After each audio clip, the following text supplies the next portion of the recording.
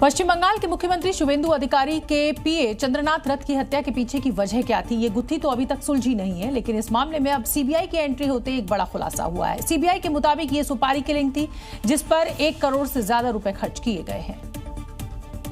इस थ्योरी के पीछे है इस केस में सीबीआई को मिली अभी तक की फाइंडिंग्स, जो उसने क्राइम सीन का दौरा कर और डिटेल स्टडी में जुटाए हैं। बीते दिन सीबीआई की एक भारी भरकम टीम ने फॉरेंसिक एक्सपर्ट्स के साथ उत्तर 24 परगना के दौलत ताला स्थित घटनास्थल पर पहुंची थी। टीम ने उस पूरे इलाके की घेराबंदी कर सूक्ष्म क्षमता से साक्ष्य जुटाए हैं। सीबीआई के मुताबिक चंद्रनाथ रथ की हत्या में कम से कम 1 करोड़ रुपए खर्च हुए हैं। हत्या में इस्तेमाल ग्लॉक पिस्टल की कीमत करीब 10 लाख होती है। शार्प शूटरों को एडवांस में करीब 40 लाख रुपए देने की बात सामने आई है। इलाके की रेकी कराने में खर्च किए गए हैं और हत्या में इस्तेमाल 2 कार और 2 बाइक खरीदने में भी 8 से 10 लाख खर्च किए गए होंगे। इस मामले में यूपी और बिहार से 3 आरोपियों मयंक राज मिश्रा, विक्की मौर्य और राज सिंह को गिरफ्तार किया जा चुका है, जो बार बार अपने बयान बदल रहे हैं, जिससे जांच पल पल नया मोड़ ले रही है।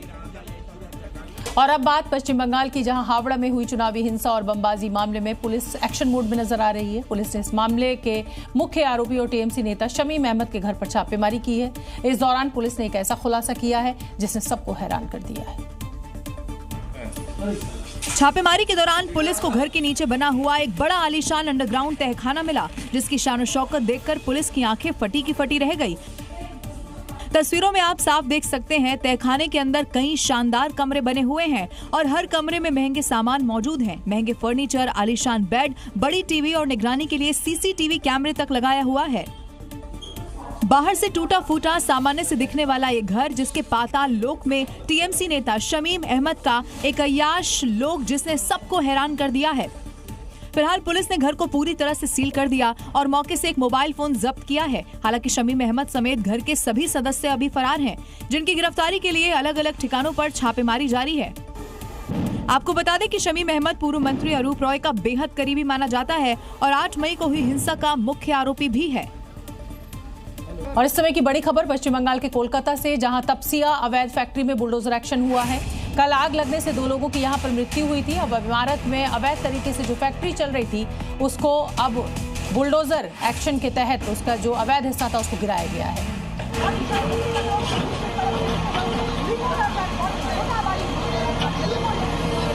तो देखिए, तपसिया फैक्ट्री पर ये बुलडोजर एक्शन हो रहा है। कल आग लगने से यहां पर 2 लोगों की मौत हुई थी। महाराष्ट्र के नासिक में टीसीएस धर्मांतरण मामले में कार्रवाई तेज हो गई है। प्रशासन ने छत्रपति संभाजीनगर में बड़ी कार्रवाई की है और धर्मांतरण मामले की मुख्य आरोपी निदा खान की गिरफ्तारी के बाद उसे पनाह देने वाले एआईएमआईएम के पार्षद अब्दुल मतीन पटेल के खिलाफ बुलडोजर एक्शन किया है और उसके घर और ऑफिस को जमींदोज कर दिया गया। आज सुबह छत्रपति संभाजी नगर में एक के बाद एक कई बुलडोजर पहुंचे और पहले अब्दुल मतीन पटेल के घर को ध्वस्त किया, फिर उसके ऑफिस को भी गिरा दिया गया और इस दौरान पूरे इलाके में अफरा तफरी मच गई। बुलडोजर एक्शन के दौरान लोगों की भीड़ जमा हो गई। हालांकि हालात को काबू करने के लिए प्रशासन ने पहले से ही भारी सुरक्षा बलों की तैनाती कर दी थी।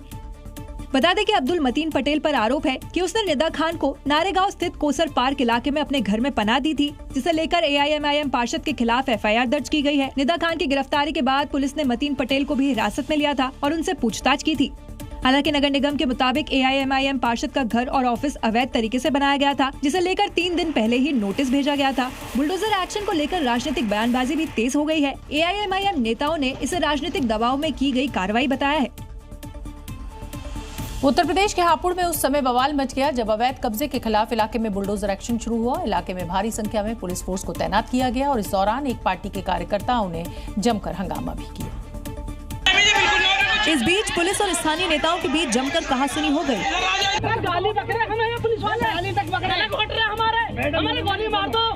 इस बीच हंगामा कर रहे लोगों को यूपी पुलिस ने हिरासत में लिया। जो कि ज्यादा हेकड़ी दिखाई उसे पुलिस टांग कर ले गई। वहीं इस दौरान पुलिस वालों को धमकी भी दी गई।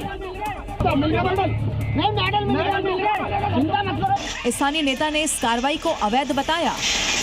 इनको इस बात का पता था कि आज स्टे हो जाएगा, तो इन्होंने सबसे पहले आकर मेरा मकान, 42 मकान है इस गाँव में जोड़ना, सबसे पहले मेरा ही मकान आके तोड़ा और किसी के लिए नहीं तोड़ेंगे, मेरा ही तोड़ा। इस दौरान स्थानीय नेता ने कार्रवाई का विरोध किया, लेकिन पुलिस ने उन्हें तुरंत ही ठंडा कर दिया। दरअसल इलाके में अवैध तरीके से कब्जा कर कई घर बनाए हुए थे, जिसके बाद प्रशासन ने नोटिस देने के बाद आज बुलडोजर वाली कार्रवाई कर दी। देश में जहां भी अवैध होगा वो अब समतल होगा। उत्तर प्रदेश से शुरू हुआ ये अभियान दूसरे राज्यों में भी जोरों से चल रहा है। मध्य प्रदेश के इंदौर, राजस्थान के झुंझुनू में बुलडोजर ने अवैध कब्जे को कुछ ही घंटों में हटा दिया।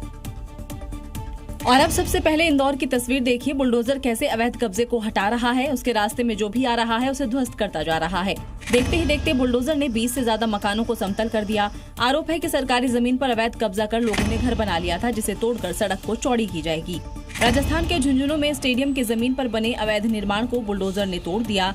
देखिए कैसे बुलडोजर पूरी ताकत से अवैध निर्माण को तोड़ रहा है।